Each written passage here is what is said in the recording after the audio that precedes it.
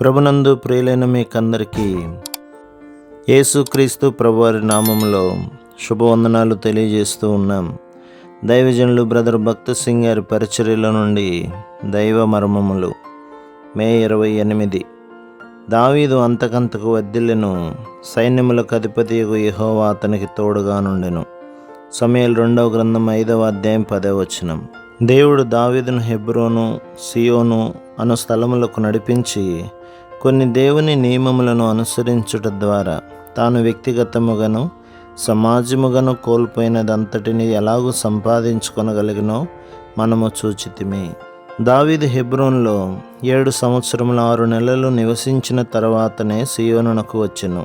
మొట్టమొదట దేవుడు దావీదును హెబ్రోన్లో సిద్ధపరచవలసి వచ్చెను. సహవాసం యొక్క సంపూర్ణ భావమును దావీదు అచ్చట నేర్చుకొనగలిగెను. అక్కడ నుండి దావీదు సియోనుకు తీసుకుని రాబడెను.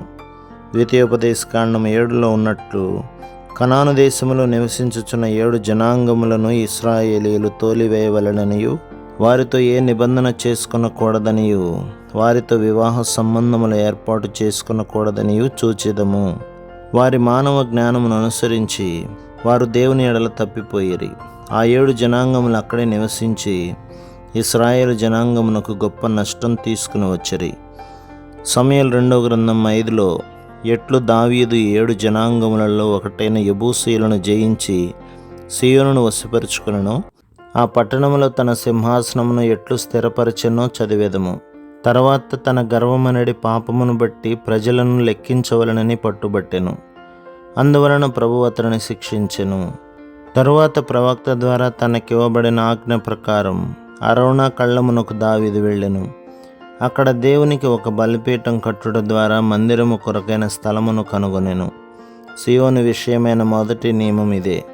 దేవుని ఆలయము ఉండవలసిన స్థలం ఇదే. ఆయన నివాస స్థలము యొక్క ఉనికి మనం చూడవలననియే మనలను దేవుడు సియోనుకు తెచ్చెను. సంపూర్ణముగా విరగగొట్టబడి తగ్గించుకొనిన తర్వాతనే దావీదు ఆ స్థలమును కనుగొనెను. మొదటిదిగా మనము దేవుని సొంత మార్గంలోనికి తీసుకుని రాబడవలెను. రెండవదిగా ఆయన సేవలో మన సొంత జ్ఞానము, తెలివితేటలు, యోగ్యతల మీద ఆధారపడకూడదు.